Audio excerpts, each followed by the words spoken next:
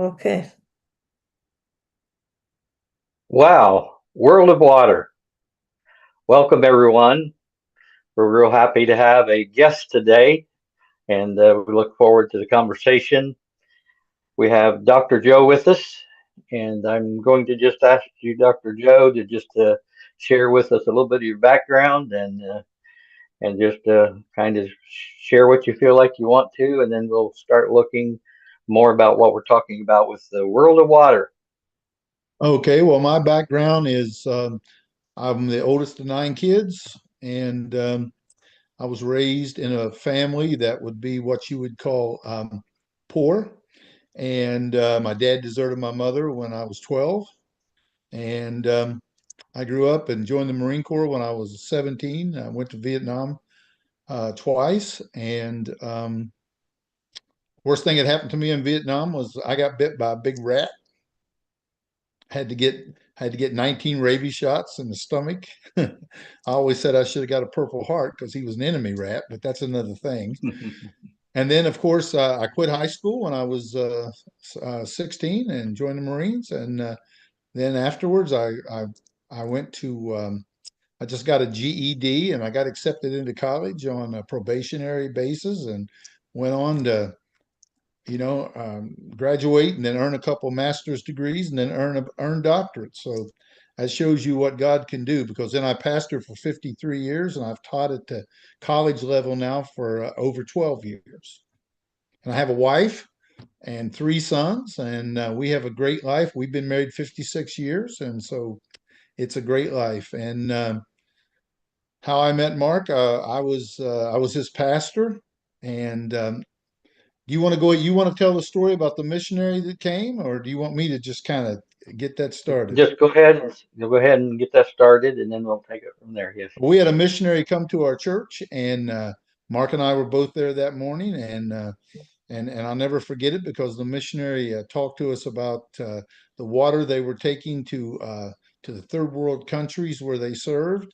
And Mark caught a vision for there was a fact that we could do something to reach um, people with pure, clean drinking water, whatever their Right. circumstances are.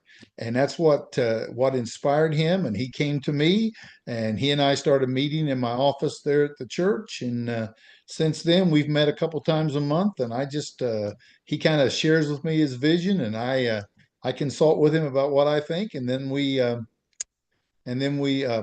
he gives me things to pray about and I pray about it, and I'm looking for God's will because we would certainly like to reach as many people as we can. Because the first thing that happened after that, so many tragedies around where people were without water, and with what Mark's wanting to do, people can be reached, I believe, up to 300 a day. Is that right? Or That's correct. Yes. and you want to reach about 1 million, and why don't you tell the vision for that, and then I'll jump in when you need me. Well, let's go back for a moment to when the missionary came. He was Yes. from Central America, and he said that he started his communication with the number one reason why children die in Right. these foreign countries is because of impure water. And he said what we've done is we found a way to take a system there, not what we have, but something in similarities. And he said we go there and we show them how they can have pure water, and then we share with them the things about the word of life and the water of life and the spiritual things as well. And Right. again, this has been almost 3 years ago since this all started when that missionary was there. And sometimes the thing that looks like it should be simple to come up with, it sometimes is there's a complexity before the simplicity, the way I like to say it. And it took a while, even though what we have is very simple, to find exactly the right thing was the thing that we walked through, and we'd just take a step at a time, and we'd go here, and then we need to do this now, we need to do this, and then it was just kind of like building something, and it finally all came together. But during that process, as Dr. Joe said, we actually what I wanted to do is to let everybody know that Dr. Joe was there from the beginning. Wasn't like he came in at a certain time but it was just like we worked together on every step of it. And Yes. it's been interesting. It's been also in some areas challenging, but the last few months, the things have begun to come together in a way that really looks like it's going to be something that not looks like it is going to be something of very substantial to help others. And I think just share a little bit about the thoughts that we had related to thinking that probably the United States. I'll just say one thing first. Whenever I first heard it, what happened? I was listening, and my mind was also thinking something at the same time I listened, and that was like the number one reason why children die in foreign countries is because of impure water. And then the question that came in my mind, what if there was no electricity for 5 to 7 days in the United States? How many would survive? And if so, how well? So that was the spark of what happened, the trigger, if you want to say it that way, that said, let's go on a search. And what we found, there wasn't anything that really addressed that directly. There's all kinds of water filtration systems, but a lot of them are, what do they want you to do on most of them, Dr. Joe? Well, let me say this. What caught me was when you first started this and we started thinking, and we were thinking about just the United States. All right. And then we had the big flood there in North Carolina, and some other things happened. And I started thinking, what about my kids? What about my grandkids? And as soon as you got this system up and going, I bought one for myself, and I bought one for each one of my sons. One lives in Idaho, and one lives in Missouri, and I got to thinking about, because I remember when we first started doing the um, experiments by going out to the river, and just seeing if we Yes. could get the water pure. And as I saw how it could happen, I just realized that what if we did run out of electricity? What if we got caught in a situation where, my kids, my family, I mean, that was my first thought. I was concerned about them. So of course I bought the system myself and got it started. And then you and I kept meeting, and then it just the dream began to grow bigger and bigger. And yet it was more than a dream to me. It was more a vision with a purpose. And you started putting together a plan and action steps and goals, and of course watching that happen. And now some of the things that are happening, we're just so close to seeing some real outreach in some of these foreign countries and some of the people that we've connected with. Right. And we recently, about 3 weeks ago, was able to have 3 orphanages in Uganda to be able to have Yes, pure water. And what I always like to state when I mention that, there's 400 orphans that are being helped now to have pure water. And Dr. Joe, you saw where that child that had the first drink of pure water, she just tipped it up and right. said, ah, ah. Yes. So it was special there. But the beauty of it is not just about the orphans that are there now, but as long as those orphanages are serving others, that orphanage can help every orphan that comes to them for life, as And long what as they're caught there. my attention, Mark, was the fact that the filters are life, guaranteed for life, and so it could reach for a long way concerning orphans and people around. I remember when I was preaching in Kenya, and Hmm. some of the people there um, had walked 10 miles to get to the Mm. service. And I remember there was about 1,500, I think, in this service where I was at, and people walked 10 miles. And can you imagine having that many people having some pure water for them to drink? Because I was looking today before we met, of course, I looked up a few things, and all the contaminants that are in water, and all the things that need to be filtered out, and to get pure, clean water is amazing, especially in a time of crisis. Right. And to be prepared before instead of having to say, I wish I had. And again, back to the thought that we thought we were just going to do things in the United States. Right. But one of the things that we found is you have to educate people because we've been spoiled, and that's not a negative thing. We're blessed, is another way to say it, to have pure water, or at least water that's better than what coming out of the stream where the animals and everything have already been, etc. Like in a lot of these countries where they have no choice, they don't have electricity, they don't have any pure water. It comes out of a faucet. It's all what they can go find and either drink it like it is or have something that makes it better and makes it pure. So as we started doing things in the United States, we came to the place to where yes, it's an education. Some are getting it and understanding the need, but we don't want them to have to say, "I wish I had," and wait too long. So that's part of what we're doing. But then we also realize at a certain point that this is not just a U.S. process or project.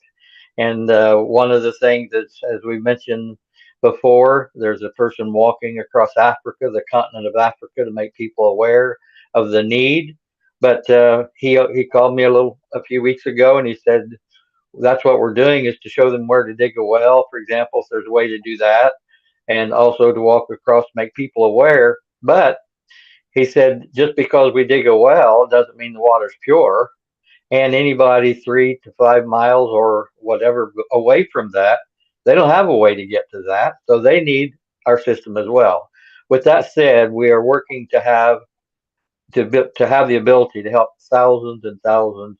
And what Dr. Joe briefly mentioned, in 2026, we have the plan to raise enough money and to be able to serve as many as 1 million people with pure water in 2026.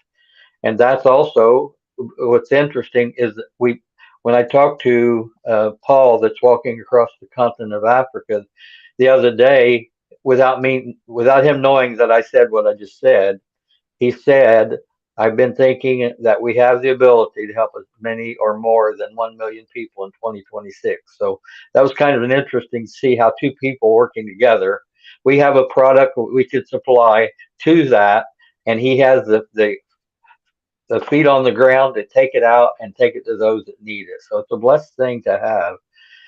You also didn't mention, but I think it would be good if you just shared a little bit about when you when you were in college that your focus, your thesis, I believe it was on nonprofit entities, and one of the reasons that I think that's also a blessing and valuable is because Dr. Joe is on our board of directors and has a lot of background in all the areas and also the credentials as well. So just share a little bit about that, if you will. Well, I actually uh, my one of my master's degrees is in advanced leadership studies. And then when I was doing my dissertation for my doctorate, I did a research study on leadership styles and how leadership styles affect an organization. And I developed a leadership style based on Jesus, the transformational servant leader. And then from that, I started teaching at the university level, and I teach right now. I got a class. Actually, I've got a class coming up that's on nonprofit organizations and governmental organizations, and how leadership works within the government or doesn't work within the government, and how there's a need for cooperative leadership. And so that's one of the areas where I have really learned a lot about how to lead with transformational leadership. You know, cast the vision, get people to catch the vision, share the vision, and that's what we're doing with the water project. We caught the vision, and now we're wanting to share the vision so that people can see the need. You know, I wasn't going to say this because I could get in trouble for this, but when we traveled to Africa, when we were in London, my wife she went into the restroom, and the sign was really big: "Do not drink the water," and had a cross and bones on it. And she brushed her teeth. She didn't realize just brushing your teeth would get the contaminants, into your system. And when we got to Africa, she was sick, and she had to go to Timlick Hospital, and they had to fly in the medicine. And when we were there, the people had to boil the water every time they wanted to have anything to drink. And can you imagine being able to just get the water, not have to go through all that and have clean water every day? That's an amazing thing. And so, one of the things that I believe that I've been able to work with you is casting the vision and getting the plan together, because this is a real important vision. Because you know how people do not realize how important water is, but you can only live 3 days without it. You have to. Water is part of what we need to be able to live. And so, I don't know if that's what you wanted me to say, but That's but fine. I can add to it if you want me to, about my leadership abilities and what I've learned and what I'm doing. But I think that this has been one part of my life that I'm enjoying, because wouldn't it be great to reach 1 million people with water that's clean, that they can drink and they can live? And I was thinking about, again, we mentioned already, but almost 3 years when we started this journey. Yes, But in the last 3 months, the acceleration of those yes, that are coming forward and saying, I get the understanding, I get the vision. And part of that is because of our nonprofit. We have a for-profit entity called Safer Cleaner Water, safercleanerwater.com. The information will be uh, around this. When you look, you'll be able to find that link and be able to actually have the ability to have you or anyone you care about to have pure water. And it's set up to where everything is included: the filter, the hose, the adapter kit, the 5 gallon container that you need, the back right. thing to backwash. Everything is there when you receive it. All you have to do within 10 to 15 minutes, you're going to have pure water the rest of your life. We also now, another thing that's really been a blessing, and this is what Dr. Joe mentioned briefly about the nonprofit type and the things related to nonprofit entities. But we do have a nonprofit entity, a 501c3. It's a UA Legacy Grant is the name of the nonprofit. UAgrant.com is the domain named where you would go and look at that. But we have the ability, as we develop this, to see the world vision as well as the local or the United States as one country. And God has given us that vision. That's really, it's bigger than what we can actually imagine in one way. But the other thing of what we can imagine is so great that it's a blessing to know that we're on a journey. Just like one of the things that we talked about with Paul, the one walking across the continent, Right. to work to have 1,000 distribution centers that could be created across the continent of Africa, where we could supply pure water filtration systems to those, and millions of people could have pure water for the first time in their life, and to have it for their full lifetime from there. I'll tell you what a difference it'll make in people's lives. Right. It's altogether different when you have it. And some people say, well, food is more important. Is that right? Are you going to get to the food without the water? It's gonna No, have the water as well. exactly. Right. Well, is there anything particular that you'd like to share as far as the vision or the burden? But it's not a burden, but the privilege that we have to do what we're doing, and to see anything that you can think about that maybe you could share with those that are listening, to show them how they can actually either participate by with the funding necessary to do this to help millions of people, or with the mission that they share, the mission to communicate with us about how we can work together with anyone you bring forward. And Dr. Joe, myself, and our team is happy to have communication directly with you, with a Zoom and any other way. And that's what's the beauty. This can be done anywhere around the world. We have the ability to help anybody. And we literally are having people nearly every day now from other countries contacting us and saying, tell me more. And also, I just had a commitment from a lady last week that she's ready to purchase 10 of the systems to send to Kenya to some of the families she served with her education. So that's Awesome. supposed to happen in the next couple of days. But any thoughts you have about what we're doing and the vision and the picture and what you see that could realistically do, be accomplished with what we're doing? Well, for me, I've been praying for some miracles because you know funding is needed to be able to not only work and get the water to people, but also for the UA to be able to reach people and lift them up and educate them. Um, and it seems like that in our world today, that's the last thing to come. And so I've been praying that we would see a miracle. And there's been some mighty movement in the last 3 months.